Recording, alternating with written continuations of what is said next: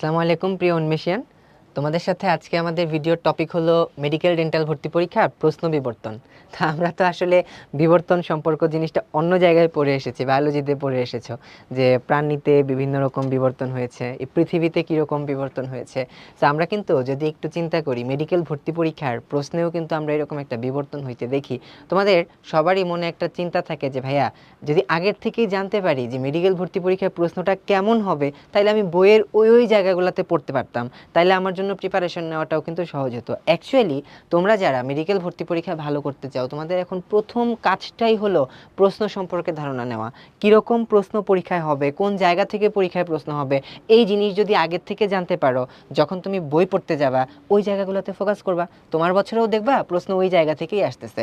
So আমরা আমাদের এই প্রশ্ন বিবর্তন যে সিরিজটা হচ্ছে, এই সিরিজের মধ্যে তোমাদের সাথে বিগত 5 বছরের মেডিকেল ভর্তি পরীক্ষার প্রশ্ন জাস্ট প্যাটার্নটা আলোচনা করব। তো আমরা যদি একটু দেখি রসায়ন প্রথম পত্রের ক্ষেত্রে প্রথমে আসতেছি, আমাদের প্রথম অধ্যায় হচ্ছে ল্যাবরেটরির নিরাপদ ব্যবহার। এই চ্যাপ্টারটাকে অনেকেই তোমরা ইগনোর করো, তোমরা মনে করো যে ভাই এটা তো আসলে এক্সট্রা সিলেবাসের টপিক, এটা খুব বেশি পড়া লাগবে না এরকম। তো কিন্তু তুমি যদি মেডিকেল ভর্তি পরীক্ষা ভালো করতে চাও, তোমাকে কিন্তু ফুল সিলেবাসেই প্রিপারেশনটা নিতে হবে। দেখো তোমরা প্রশ্ন করতে পারো যে ভাইয়া 5 বছরেরই কেন দেখালেন, আগেরগুলা কেন দেখালেন না? কারণ এই বিগত 5 বছরে তোমাদের সিচুয়েশনটা কিন্তু মিল আছে। তোমরা কিন্তু এইচএসসি পরীক্ষা দিয়েছো শর্ট সিলেবাসে, কিন্তু বোর্ড পরীক্ষা শর্ট সিলেবাসে দিলেও তোমার ভর্তি পরীক্ষা, সেটা মেডিকেল ভর্তি পরীক্ষা, ডেন্টাল ভর্তি পরীক্ষা, দুইটাই কিন্তু হয়েছে ফুল সিলেবাসে, অর্থাৎ সম্পূর্ণ সিলেবাসে। তো এইসব জায়গা থেকে আমাদেরকে একটু দেখতে হবে প্রশ্নগুলো কীরকম জায়গা থেকে আসে। যেমন আমরা দেখতে পাচ্ছি 20-21 সেশন থেকে 24-25 সেশনের মেডিকেল আর ডেন্টালের প্রশ্ন আমি এখানে নিয়ে এসেছি। ম্যাট মানে মেডিকেল অ্যাডমিশন টেস্ট, ড্যাট মানে ডেন্টাল অ্যাডমিশন টেস্ট, আগেই বলে দিলাম। এরপরে যখন সম্পূর্ণ ভিডিওটা হবে, ভিডিওটার মধ্যে তুমি এই সম্পূর্ণ অংশটার মধ্যে এই জিনিসগুলো কিন্তু তুমি দেখতে পারবা। সো এখন দেখি আমরা প্রথমে আমাদের যে জিনিসটা আসছে, যে বলছে 0.1 মোলার হাইড্রোজেন ক্লোরাইড বা হাইড্রোক্লোরিক অ্যাসিড প্রস্তুতির জন্য ঘনকৃত HCl পরিমাপ করতে কোনটি ব্যবহৃত হয়? HCl কি একটা প্রাইমারি স্ট্যান্ডার্ড পদার্থ নাকি সেকেন্ডারি স্ট্যান্ডার্ড পদার্থ? HCl একটা সেকেন্ডারি স্ট্যান্ডার্ড পদার্থ।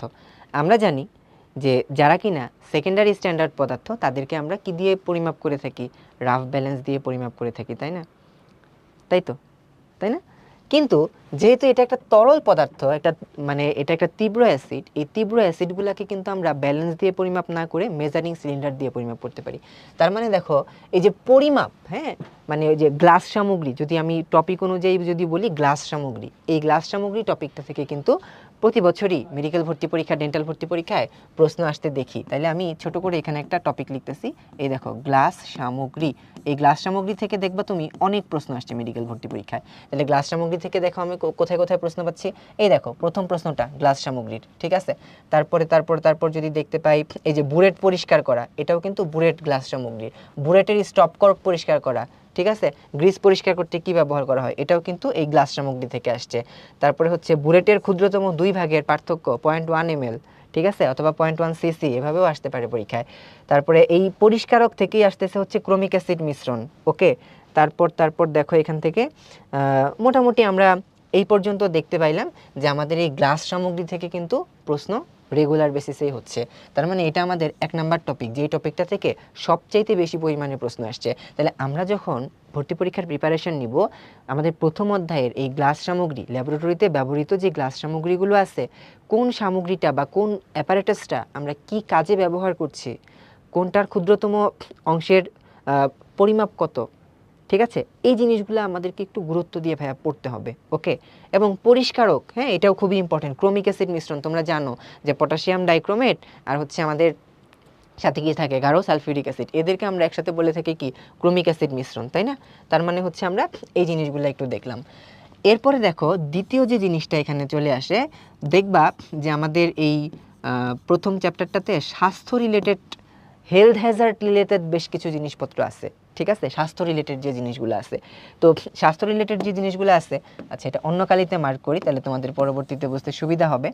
তো এখন 2 নাম্বার টপিকের ক্ষেত্রে যদি বলি আমরা স্বাস্থ্য রিলেটেড জিনিসপত্র, ঠিক আছে। স্বাস্থ্য, যেমন এবছরই যদি তোমরা খেয়াল করো, নিচের কোনটি ক্যান্সার তৈরি করতে পারে, ঠিক আছে, ক্যান্সার কি স্বাস্থ্য রিলেটেড জিনিসপত্র। ওকে, আবার দেখো স্বাস্থ্যের সাথে সম্পর্কিত হচ্ছে কি হ্যাজার্ড প্রতীক। ঠিক আছে, এই দেখো হ্যাজার্ড প্রতীক, এই দুইটা একই জায়গা থেকে মোটামুটি চলে আসতেছে। হ্যাজার্ড প্রতীককে আলাদা একটা টপিক হিসেবেও তুমি কল্পনা করতে পারো। ওকে, হ্যাজার্ড প্রতীককে আলাদা হিসেবেও তুমি কল্পনা করতে পারো। এই যে স্বাস্থ্য রিলেটেড আরও কি আসছে দেখো, এই যে অগ্নি নির্বাপক, গায়ে আগুন লাগলে বা ল্যাবরেটরিতে আগুন লাগলে অগ্নি নির্বাপক ব্যবহার করতে হবে। ঠিক আছে, তারপর আরেকটা জিনিস এখান থেকে আমরা দেখব স্বাস্থ্য রিলেটেড, এই যে এটাও কোনো স্থানে যদি অ্যাসিড পড়ে তখন কোন দ্রবণ ব্যবহার করতে হবে। ওকে, তাহলে এই যে দেখো স্বাস্থ্য রিলেটেড জিনিসগুলো কিন্তু আমরা দেখতে পাইলাম, পরীক্ষায় আসতেছে।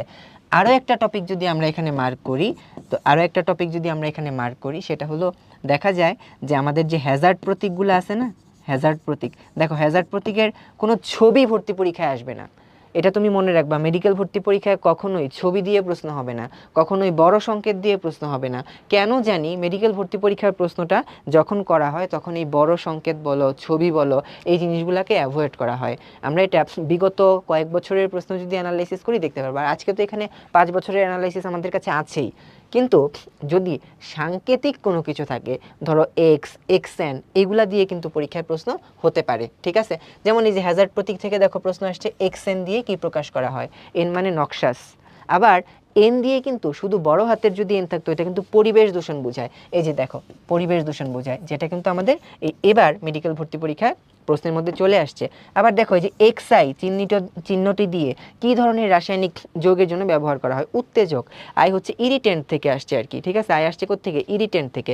বেনজিন সংরক্ষণে কোন হ্যাজার্ড প্রতীক ব্যবহার করবা, বেনজিন হচ্ছে বলা হয় এটা দাহ্য, দাহ্যের জন্য এফ, ফ্লেমেবল, এবং এটা হলো বিপজ্জনক বা এটা হলো ক্ষতিকারক। ঠিক আছে, এটা ক্ষতিকারক, এই কারণে এটা হলো এইচ দিয়ে প্রকাশ করা হয়, তাহলে এফ প্লাস এইচ। ওকে, তার মানে দেখতে পাইলাম আমরা যে হ্যাজার্ড প্রতীক এই জিনিসটা থেকেও কিন্তু পরীক্ষাতে প্রশ্ন আসতেছে। ঠিক আছে, এই যে হ্যাজার্ড প্রতীক প্রশ্ন এসছে। ওকে, তার মানে হ্যাজার্ড প্রতীক এটা পরীক্ষার জন্য ইম্পর্টেন্ট একটা জায়গা। ওকে, আবার দেখো এই যে ত্বকে অ্যাসিড পড়লে কোন দ্রবণটি ব্যবহার করা হয়, এটা কিন্তু রিপিট প্রশ্ন। ঠিক আছে, এটা কিন্তু রিপিট প্রশ্ন।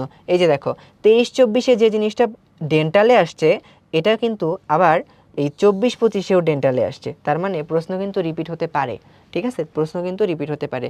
শরীরে অ্যাসিড পড়লে কোন দ্রবণটি ব্যবহার করা হয়, ত্বকে অ্যাসিড পড়লে কোন দ্রবণটি ব্যবহার করা হয়, একই প্রশ্ন, উত্তর একই, প্রশ্নটাও একই, বাট ভাষাটা একটু আলাদা। সো আমরা যখন বলি যে প্রশ্ন হচ্ছে তুমি দেখবা, অ্যানালাইসিস করবা, এই জিনিসটাই হলো অ্যানালাইসিস, যে আমার প্রশ্নগুলো অধিকাংশ কোন কোন জায়গা থেকে আসতেছে। আচ্ছা, আবার যদি আমরা আরেকটা জিনিস যদি দেখি, দ্রবণ থেকে প্রশ্ন আসছে, এটা অ্যাকচুয়ালি মোলার দ্রবণ, এটা এই চ্যাপ্টারের টপিক না, যদিও অল্প কিছু আলোচনা হাজারি স্যারের বইতে আছে, কিন্তু আমরা যখন ক্লাস নেই সাধারণত মোলারিটি, মোলার দ্রবণটা পরিমাণগত রসায়নের সাথে পড়াই আর কি। হ্যাঁ, আচ্ছা, তারপরে হচ্ছে এই যেটা বলি যে 22-23 সেশনে মেডিকেল এবং ডেন্টালে সেম একটা প্রশ্ন চলে আসলো। তো 22-23 সেশনে মেডিকেল ডেন্টালে যে সেম প্রশ্নটা এসেছিল সেই প্রশ্নটা কোনটা দেখো, এই যে সেমি মাইক্রো পদ্ধতি। সেমি মাইক্রো পদ্ধতিতে আমরা জানি থায়োঅ্যাসিটামাইড ব্যবহার করা হয় এবং পানি ব্যবহার করা হয়, ওইটা থেকে হচ্ছে হাইড্রোজেন সালফাইডের উৎস বলা হয়ে থাকে আর কি। হ্যাঁ, তো এই বিশ্লেষণ পদ্ধতিগুলা পরীক্ষায় আসতে পারে। তারপর বুনসেন বার্নারের জিনিসপত্রগুলো দিয়ে একবারই পরীক্ষায় প্রশ্ন আসছে। তাহলে একটু তুমি এই জিনিসটা কি খেয়াল করছো যে আমি যদি পরীক্ষার সময় এই 3টা টপিককে সবচেয়ে বেশি গুরুত্ব দিয়ে পড়ি, তখন যে আমার এই বিশাল বড় একটা অধ্যায় থেকে অনেক কিছু কভার হয়ে যাচ্ছে।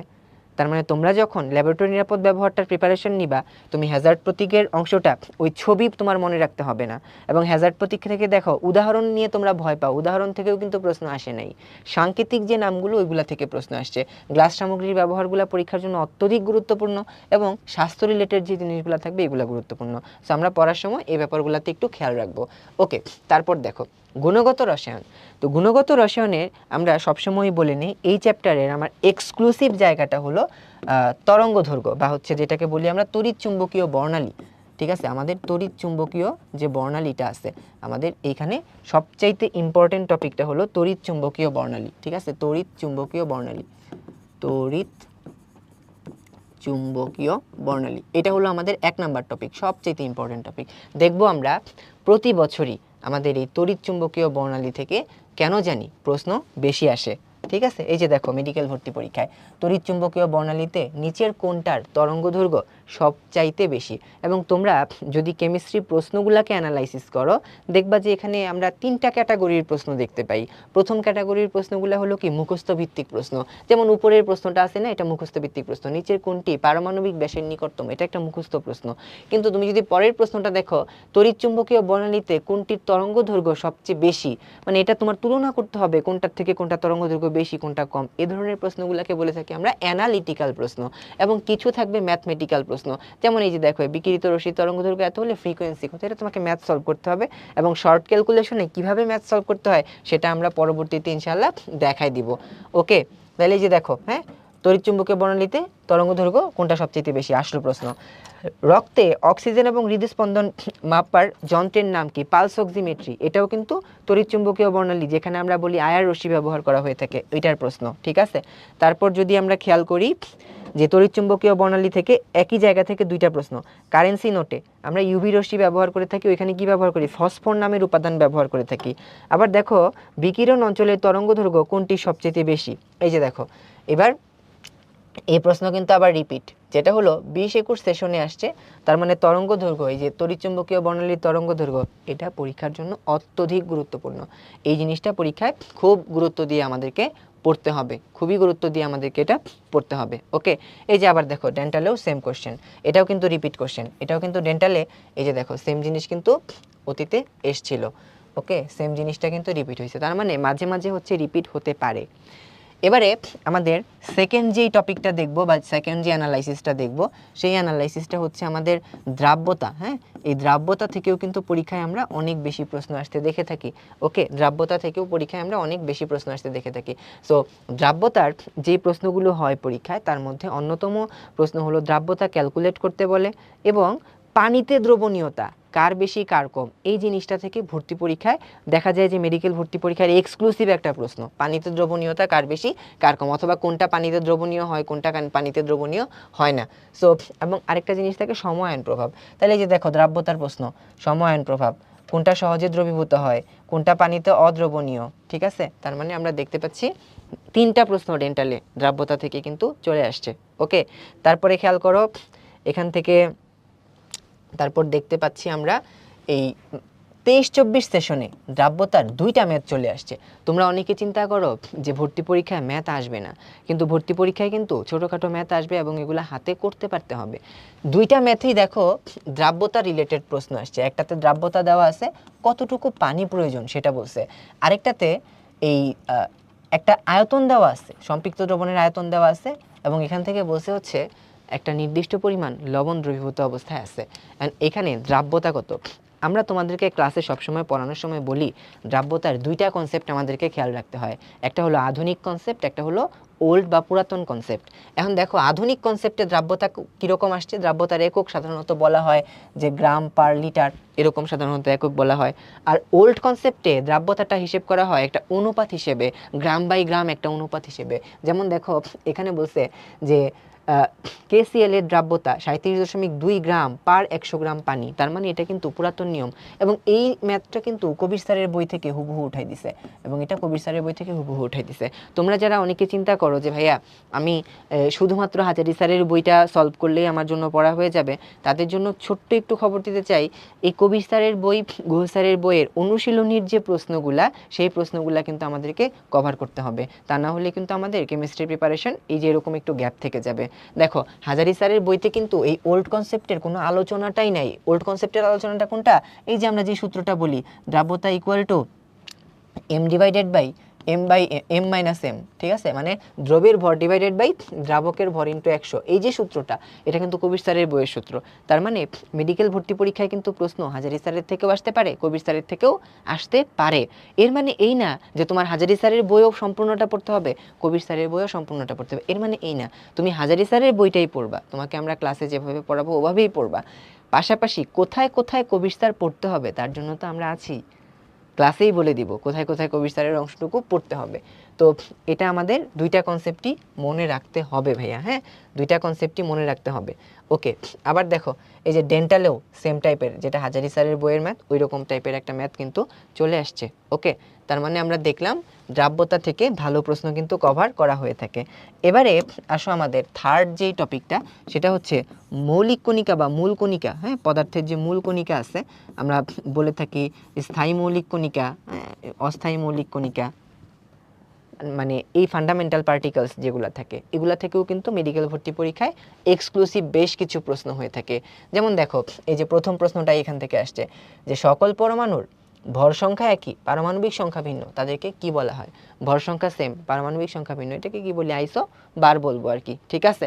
আচ্ছা, তারপর এখান থেকে যদি দেখি এই যে নিচের কোন সংমিশ্রণটি স্থায়ী মৌলিক কণিকা, তার মানে কোনটা স্থায়ী মৌলিক কণিকা কোনটা অস্থায়ী মৌলিক কণিকা, এই জিনিসগুলো থেকে কিন্তু পরীক্ষাতে প্রশ্ন হতে পারে। এই যে দেখো একটা আইসোটোপে নিউট্রন সংখ্যা কতটি, এটা বের করতে বলা হয়েছে। ওকে, তার মানে আমরা দেখতে পাচ্ছি মৌলিক কণিকা থেকেও কিন্তু প্রশ্ন বেশ কিছু আসতেছে, এবং মৌলিক কণিকার উদাহরণগুলা পরীক্ষার জন্য কিন্তু গুরুত্বপূর্ণ। এরপরে আমাদের এই চ্যাপ্টারে আরেকটা জায়গা থাকে যেটা এক্সট্রা সিলেবাস, যেটা এক্সট্রা সিলেবাস তোমাদের ভালো পড়া থাকে না, সেটা হলো এই ল্যাবরেটরিতে আমাদের হচ্ছে বিভিন্ন পদ্ধতির ব্যবহার, ঠিক আছে। ল্যাবরেটরিতে বিভিন্ন পদ্ধতির যে ব্যবহার আছে, বিভিন্ন পদ্ধতি, এই বিভিন্ন পদ্ধতি বলতে কি আমরা বুঝি, ধরো পাতন পদ্ধতি, তারপরে হচ্ছে আংশিক পাতন পদ্ধতি, বাষ্পপাতন পদ্ধতি, ঊর্ধ্বপাতন পদ্ধতি, এই পদ্ধতিগুলোর ব্যবহার থেকে পরীক্ষায় প্রশ্ন হয়। এই পদ্ধতি তোমার ডিটেলসে পড়তে হবে না, কিভাবে আংশিক পাতন করতে হয়, কিভাবে বাষ্পপাতন করতে হয়, ডিটেলস তোমার দরকার নেই। তুমি জাস্ট ডেফিনেশনগুলো যদি কভার করো আর যদি এদের কাজ বা ফাংশনগুলোকে কভার করো, তাইলে তোমার এখান থেকে সব প্রশ্ন কিন্তু কভার হয়ে যাচ্ছে, ঠিক আছে। তো চলো আমরা একটু দেখি। এই যে দেখো ন্যাপথালিনের বিশোধন পদ্ধতি কোনটা? ন্যাপথালিন দিয়ে আমরা কি করি? এটা ঊর্ধ্বপাতিত হয়, তার মানে এটা ঊর্ধ্বপাতন, ঠিক আছে। তারপর যদি আমরা খেয়াল করি এই ল্যাবরেটরির উপাদানগুলোর মধ্যে এই যে বিভিন্ন প্রকার দ্রাব্যতা তিনটাকে আলাদা করার জন্য আংশিক কেলাসন ব্যবহার করতে হবে আর কি। ওকে, এই যে ক্রোমাটোগ্রাফি কোনটা ভালো হবে, এটাকেও ল্যাবরেটরির সাথে ধরা যায়, যদিও ক্রোমাটোগ্রাফি আলাদা টপিক, তারপরে ল্যাবরেটরির সাথে আমরা ধরতে পারি। আচ্ছা, তারপরে হচ্ছে দেখো যে ভিন্ন তরলে দ্রাব্যতা ভিন্ন হলে কম দ্রাব্যতা বিশিষ্ট তরল থেকে কী রূপে পৃথক করা যায়, ঠিক আছে। এটাও কিন্তু আমাদের সেই ল্যাবরেটরিতে যে বিভিন্ন প্রকার পদ্ধতিগুলো আছে, এই পদ্ধতির ব্যবহারগুলো থেকেই কিন্তু প্রশ্ন চলে আসতেছে, তার মানে এই জিনিসগুলা পড়তে হবে। এরপরে আসো আমাদের আরেকটা এক্সক্লুসিভ টপিক, যেটাকে বলে থাকি আমরা আয়ন শনাক্তকরণ। এটাও তোমার পরীক্ষায় কিন্তু খুবই ইম্পর্টেন্ট। এটা শিখা পরীক্ষার মাধ্যমে আমরা ক্যাটায়ন শনাক্ত করতে পারি, এবং সিক্ত পরীক্ষার মাধ্যমে আমরা অ্যানায়ন ক্যাটায়ন শনাক্ত করতে পারি। আয়ন শনাক্তকরণ, ঠিক আছে, আয়ন শনাক্তকরণ। তো চলো আমরা একটু দেখি আয়ন শনাক্তকরণ থেকে যদি প্রশ্ন দেখি, আচ্ছা এটাও আগেরটা। হ্যাঁ, এই যে ধানের তুষ থেকে ভোজ্য তেল নিষ্কাশন পদ্ধতি, এটা কি দ্রাবক নিষ্কাশন, এটাও এই যে ল্যাবরেটরির বিভিন্ন পদ্ধতির সাথে একসাথে পড়ে যায়। ওকে, আচ্ছা এই ক্রোমাটোগ্রাফিও এটাকেও একসাথে ধরা যায়। ওকে, ডান। এবার আসো আয়ন শনাক্তকরণ। এই জায়গা থেকেও ভর্তি পরীক্ষায় আমরা রেগুলার বেসিসে প্রশ্ন আসতে দেখেছি। যেমন দেখো নেসলার বিকারক দিয়ে কি আয়ন শনাক্ত করা যায়? অ্যামোনিয়াম আয়ন শনাক্ত করা যায়। হ্যাঁ, নেসলার বিকারক দিয়ে আমরা কোন ক্যাটায়ন শনাক্ত করি? অ্যামোনিয়াম। ওকে, অ্যামোনিয়াম আয়ন শনাক্ত করে থাকি আর কি। ওকে, ডান।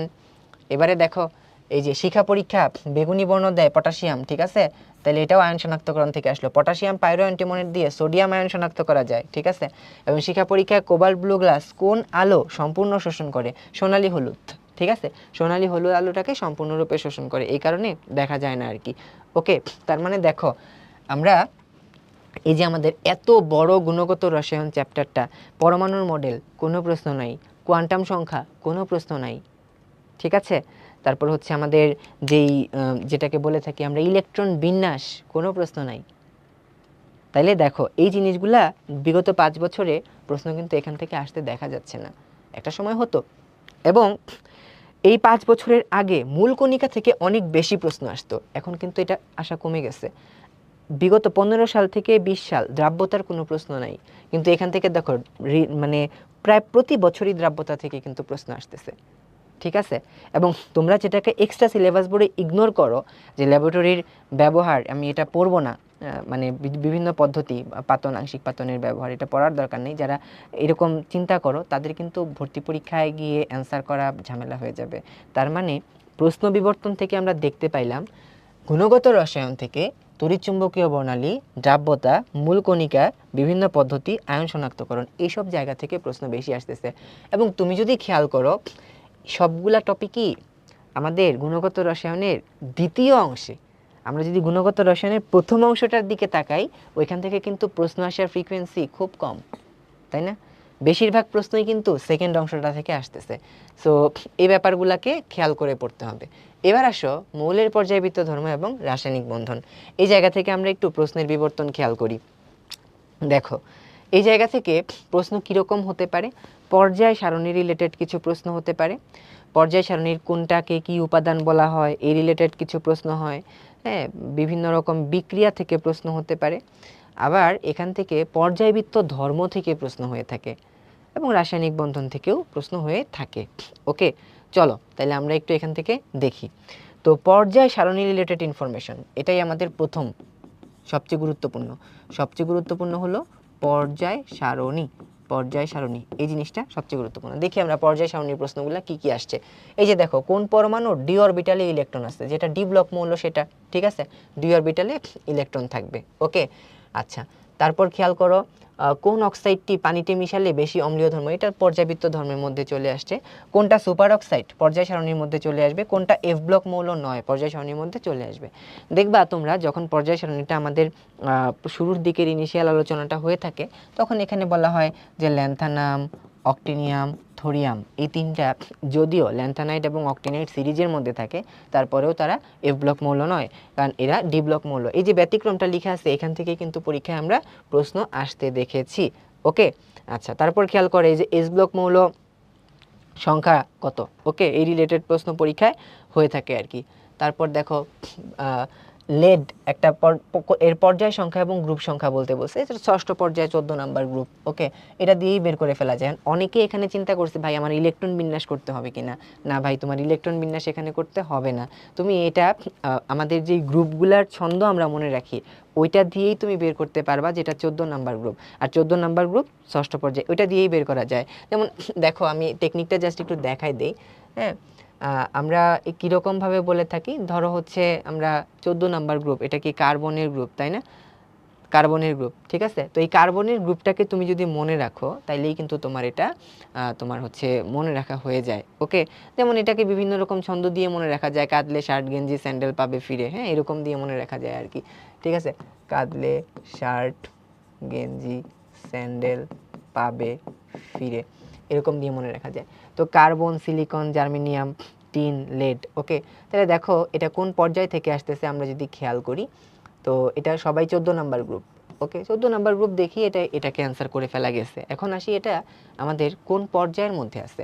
এখন আসো প্রথম পর্যায়ের মধ্যে এই জায়গায় কিছুই নাই, ঠিক আছে। কার্বন হচ্ছে দ্বিতীয় পর্যায়, তাহলে এটা দ্বিতীয়, তৃতীয়, চতুর্থ, পঞ্চম, ষষ্ঠ, তার মানে ষষ্ঠ পর্যায়। এই কারণে এটা হচ্ছে ষষ্ঠ পর্যায় এবং গ্রুপ নাম্বার বললে হচ্ছে সেটা কত হয়, 14 নাম্বার হয়ে থাকে আর কি। ওকে, আচ্ছা, তারপরে একটা বিজোড় ইলেকট্রন সংখ্যার ক্রম কোথায়, এটা হলো আমাদের হচ্ছে এই ডি অরবিটালের বিভিন্ন আয়নগুলোর মধ্যে ইলেকট্রনের ক্রম দেখাইতে হয়েছে। এটাও পর্যায় সারণীর প্রশ্ন ধরা যায়, ঠিক আছে, এটাও পর্যায় সারণীর প্রশ্ন ধরা যায়। এটাও পর্যায় সারণীর শুরুর মানে ইনিশিয়াল যে আলোচনা এস ব্লক পি ব্লকের যে ধর্ম ওইগুলা থেকে, যেমন ধাতব নাইট্রাইট, এটাকে আর্দ্র বিশ্লেষণ করলে আমরা জানি অ্যামোনিয়া উৎপন্ন হয়, ঠিক আছে। তাহলে এক্স গ্যাসটা হচ্ছে এখানে অ্যামোনিয়া অ্যাকচুয়ালি। ওকে, আচ্ছা, তারপর হচ্ছে এই চ্যাপ্টার মোটামুটি পর্যায় সারণীর এগুলা প্রশ্ন দেখলাম আমরা। পর্যায় সারণী ছাড়া এবারে আসো পর্যায়বৃত্ত ধর্ম। তো পর্যায় সারণী এটা তোমরা অনেকে যেটা মানে ভুল করো বা পড়তে গিয়ে যেটা ঝামেলা হয়, এত ইনফরমেশন কোথা থেকে কোন জায়গায় পড়া শুরু করব, কোন জায়গায় পড়া শেষ করব, এই জায়গাগুলোতে প্রবলেম হয়। সো দেখো আকরিক তোমাদের একটা ভয়ের জায়গা, আকরিকের কোনো প্রশ্ন আসছে, কোনো প্রশ্ন নাই। তো এটা তো আসলে 5 বছর না, যদি 10 বছরের প্রশ্ন দেখো আকরিকের কোনো প্রশ্ন কিন্তু নাই। আবার তুমি যদি চিন্তা করো যে এই যে পর্যায় সারণী, এটার বিভিন্ন রকমের যে বিক্রিয়াগুলো হয়, আমরা জানি যে সবগুলার কিছু ক্যারেক্টারিস্টিক্স রিঅ্যাকশন আছে, হ্যাঁ, যেমন হচ্ছে তোমার গ্রুপ 14 রসায়ন আছে, এটা আলাদা কিছু বিক্রিয়া দেয়, গ্রুপ 15 আলাদা কিছু বিক্রিয়া দেয়, ওই রিলেটেড কোনো প্রশ্নও কিন্তু নাই। এই দুইটা জায়গায় কিন্তু তোমাদের সবচাইতে ভয়ের প্রশ্নগুলো কোন জায়গা থেকে আসছে, কে কোন ব্লকের, কে কোন গ্রুপের, কে কোন পর্যায়ের, এই রিলেটেড প্রশ্নগুলো কিন্তু পরীক্ষাতে বেশি আসছে, ঠিক আছে, এই রিলেটেড প্রশ্ন পরীক্ষাতে বেশি আসছে। সো তোমরা যখন পড়বা এই জায়গাগুলোতে একটু ফোকাস করবা। এরপর চলো আমরা আরেকটা জিনিস দেখি, সেটা হলো আমাদের পর্যায়বৃত্ত ধর্ম। পর্যায়বৃত্ত ধর্ম, পর্যায়বৃত্ত ধর্ম, চলো দেখে ফেলি পর্যায়বৃত্ত ধর্মে কি কি। এই যে প্রথমটাই পর্যায়বৃত্ত ধর্মের প্রশ্ন। ওই যে আমরা বলি না, মানে আমাদের যে তৃতীয় পর্যায়ের মৌলগুলো আছে এদের অক্সাইডের অম্লত্ব ক্ষারকত্ব বা অম্লীয় এবং ক্ষারীয় কতটুকু হবে, কার্যকারিতার যে একটা ক্রম, এটাও কিন্তু পর্যায়বৃত্ত ধর্ম। টপিকটা শেষ হয়েছে হচ্ছে এই জায়গাতে। ওকে, আচ্ছা, তারপরে হচ্ছে এই যে আয়নের আকার, কোন আয়নের আকার সবচেয়ে বড়, কোন আয়নের আকার সবচেয়ে ছোট, এই রিলেটেড প্রশ্ন হতে পারে। তারপর খেয়াল করো, ইলেকট্রন ত্যাগ করে ধনাত্মক আয়নে পরিণত হতে, ইলেকট্রন ত্যাগ করে ধনাত্মক আয়নে পরিণত হতে যেই শক্তির প্রয়োজন হয় তাকে কি বলা হয়, আয়নীকরণ শক্তি, তাই না? আচ্ছা, আয়নীকরণ শক্তির মান কোথায় সর্বনিম্ন, আয়নীকরণ শক্তির মান কোথায় সর্বনিম্ন, এটাও কিন্তু আমাদের এই পর্যায়বৃত্ত ধর্মেরই আরেকটা প্রশ্ন। আচ্ছা, তারপরে হচ্ছে আমরা দেখতে পাই এখানে পর্যায়বৃত্ত ধর্মের প্রশ্ন নাই। এই যে আয়নীকরণ শক্তি, পর্যায়বৃত্ত ধর্মের প্রশ্ন। ওকে, আচ্ছা, তারপরে হচ্ছে দেখো গ্যাসীয় অবস্থায় 1 মোল ইলেকট্রন যুক্ত হলে, এটাও কিন্তু আমাদের পর্যায়বৃত্ত ধর্মের প্রশ্ন। ওকে, যুক্ত হলে এটাকে কি বলি আমরা, এটাকে বলি আমরা ইলেকট্রন আসক্তি। ইলেকট্রন আসক্তি, ঠিক আছে। 1 মোল যুক্ত হলে এটা ইলেকট্রন যদি যুক্ত হয়, যদি অ্যানায়ন গঠন করে, এটার যে শক্তির পরিবর্তন, এটাকে বলি ইলেকট্রন আসক্তি। আর ইলেকট্রন ত্যাগ করে ক্যাটায়ন গঠন করছে, ওটাকে বলি আমরা আয়নীকরণ শক্তি। ওকে, এবারে দেখো যে ইলেকট্রন ত্যাগ করে ধনাত্মক আয়নে পরিণত হতে, এটাও কিন্তু রিপিট প্রশ্ন, পারমাণবিক ব্যাসার্ধের প্রশ্ন। এখানে ডেল্টা এইচ কি, ইলেকট্রন আসক্তি। আচ্ছা, এরপরে দেখো অম্লীয় অক্সাইড, অম্লীয় হাইড্রোক্সাইড, এটাও আমাদের যেটাকে বলি আমাদের পর্যায়বৃত্ত ধর্মের যেই ধাতব অক্সাইডের তুলনা যেটা, সেটা ওই জায়গা থেকে আসছে প্রশ্ন। হ্যাঁ, আচ্ছা, ডান। তো এই রিলেটেড প্রশ্নগুলো কিন্তু আমরা পরীক্ষাতে আসতে দেখি বা পরীক্ষাতে আসতে দেখেছি, বুঝতে পারলা? তাহলে একটু দেখো পর্যায়বৃত্ত ধর্ম, এটাও কিন্তু বেশ বড়। তো এটার মধ্যে দেখো গলনাঙ্ক স্ফুটনাঙ্ক কোনোটা আসছে, কোনোটাই কিন্তু আসে নাই গলনাঙ্ক স্ফুটনাঙ্ক থেকে। ওকে, আচ্ছা, তারপর হচ্ছে কোনো মান আসছে, তোমরা যে জিনিসটা ভয় পাও যে ভাই আমাকে হচ্ছে পারমাণবিক ব্যাসার্ধের পরিমাণ শিখতে হবে কিনা, আয়নিক ব্যাসার্ধের পরিমাণ শিখতে হবে কিনা, দেখো আয়নিক ব্যাসার্ধ, পারমাণবিক ব্যাসার্ধ কোনোটা কিন্তু জানতে চায় নাই। ইভেন ইলেকট্রন আসক্তির মানও কিন্তু জানতে চায় নাই। ইভেন যদি আমরা বলি যে আমাদের তড়িৎ ঋণাত্মকতা, এর মান বিভিন্ন জায়গায় লাগে আমাদের, কিন্তু এটারও কিন্তু কোনো মান জানতে চায় নাই। তার মানে তোমাদের এই পর্যায়বৃত্ত ধর্ম থেকে কিন্তু সংখ্যামূলক কোনো জায়গা থেকে প্রশ্ন আসতেছে না। এই ব্যাপারগুলো খেয়াল করতে হবে। প্রশ্নটা আমার কীরকম হচ্ছে, প্রশ্নটা হচ্ছে সংজ্ঞামূলক, সংজ্ঞা জানতে চাইছে, ইলেকট্রন আসক্তি, তড়িৎ ঋণাত্মকতা, সংজ্ঞাগুলো আমাকে জানতে হবে। এবং যত ক্রম পাবা, কার থেকে কে কম কে বেশি, সর্বনিম্ন ইলেকট্রন আসক্তি কোথায়, সর্বোচ্চ ইলেকট্রন আসক্তি কোথায়, এই রিলেটেড ক্রমগুলো রিলেটেড প্রশ্ন এখনকার বছরগুলোতে বেশি প্রশ্ন আসতে দেখি আমরা। ওকে, এরপরে আমাদের এক্সক্লুসিভ একটা টপিক যদি বলি, সেই টপিকটা হচ্ছে পোলার আয়ন, পোলারিটি, পোলারিটি এবং পোলার আয়ন।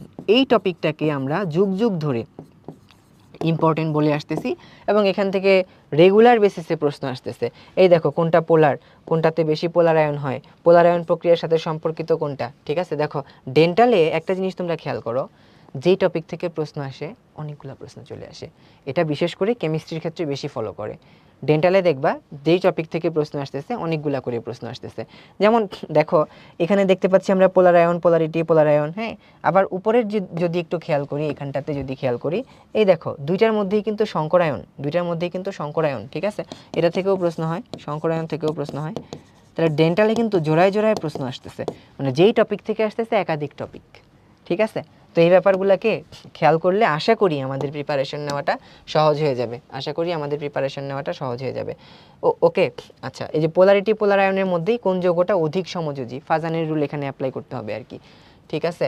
আচ্ছা, কোনটার গলনাঙ্ক সবচাইতে কম, এখানেও যেই যৌগটা বেশি সমযোজী তার গলনাঙ্ক সবচাইতে কম হবে। ওকে, আচ্ছা, তারপরে হচ্ছে দেখতে পাই আমরা এখান থেকে নাই, এই যে কোনটা অধিক পোলারাইত করেছে, তার মানে পোলারিটি, পোলার আয়ন, এটা কিন্তু পরীক্ষার জন্য একটা ইম্পর্টেন্ট টপিক, এটা পরীক্ষার জন্য একটা ইম্পর্টেন্ট টপিক। ওকে, আচ্ছা, তারপরে দেখো ভাই যে আমাদের সমযোজী বন্ধন, এটা নিয়ে প্রশ্ন আসছে খুবই অল্প সময়। সমযোজী বন্ধন নিয়ে যদি চিন্তা করো, সমান সংখ্যক ইলেকট্রন দিয়ে কোন বন্ধন গঠিত হয়, সমযোজী বন্ধন। সমবায় বন্ধন বা সমযোজী বন্ধনের মধ্যে ইলেকট্রনগুলোর মধ্যে কোন উপাদানটার সর্বাধিক আকর্ষণ আছে, ঠিক আছে, কোন উপাদানটা ইলেকট্রনগুলির মধ্যে কোন উপাদানটি সর্বাধিক। এটা আসলে অপশনের মধ্যে ওই যে অ্যানালিটিক্যাল প্রশ্ন, তুলনা করা আর কি।